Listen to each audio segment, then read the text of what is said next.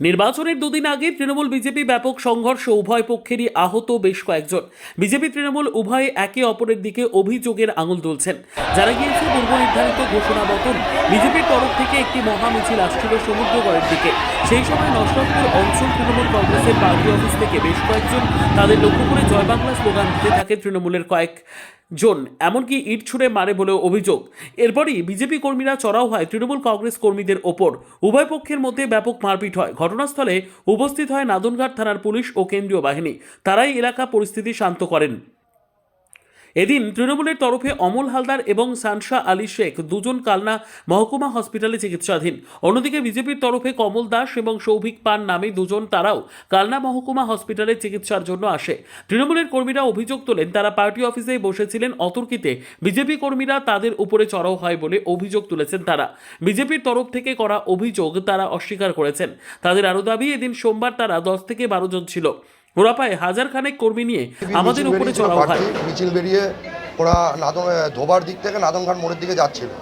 যাওয়ার সময় আমাদের পার্টি অফিসে আমাদের নির্বাচনী কার্যকলাপ চলছিল, দলীয় পতাকা লাগানোর কাজ, দলীয় ফেস্টুন লাগানোর কাজ, এই সমস্ত চলছিল।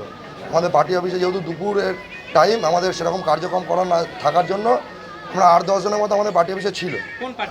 নসরতপুর অঞ্চল তৃণমূল কংগ্রেসের পার্টি অফিসে।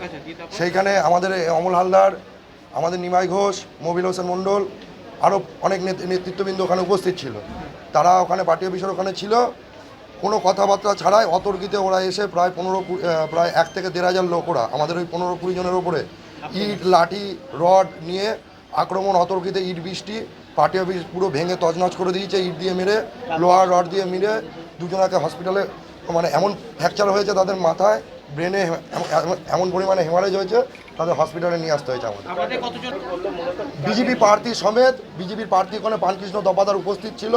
তারা প্রার্থী সমেত বিজেপির সমস্ত কার্যকর্তারা মিলে আমাদের দলীয় পার্টি অফিসের মধ্যে হামলা করেছে। তারা ভুলে গেছে এইভাবে আক্রমণ করে মমতা ব্যানার্জিকে কোনোদিন রোকা যায়নি, স্বপন দেবনাথকেও রোকা যায় না। আমাদের স্বপন দেবনাথও জিতবে, মমতা ব্যানার্জিও আবার জিতে 200-র উপরে আসন নিয়ে মুখ্যমন্ত্রী হবে। এই নিয়ে কোনো ভুল নেই। তৃণমূলের দুষ্কৃতীরা আমাদের শান্তিপূর্ণ কর্মসূচিতে বাধা দিচ্ছে, পুলিশ নিরপেক্ষ ভূমিকা পালন করছে না।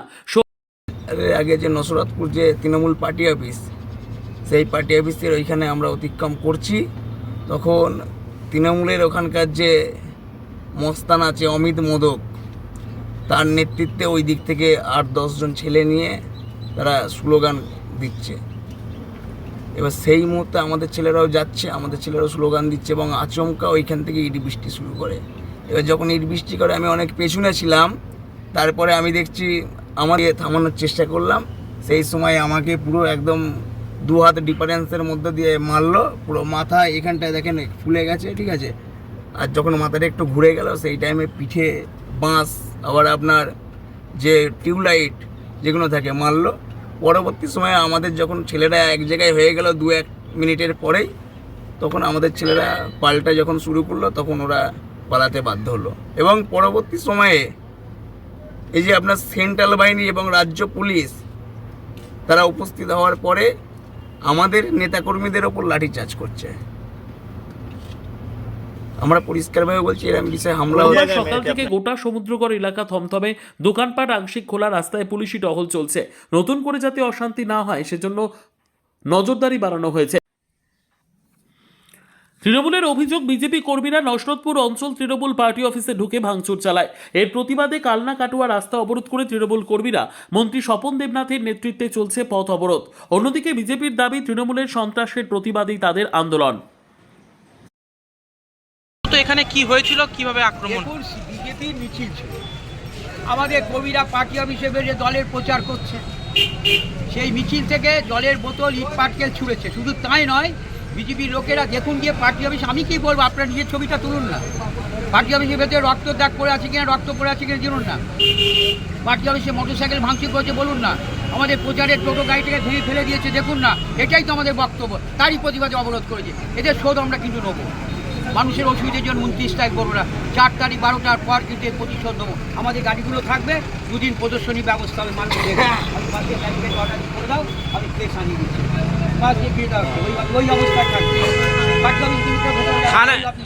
বিজেপি প্রার্থীদের নামে কি থানায় কি অভিযোগ আপনারা? কি অভিযোগ হয়েছে, তাই কি ওসি ছুটে এলো, ওদের গ্রেপ্তার করতে হবে।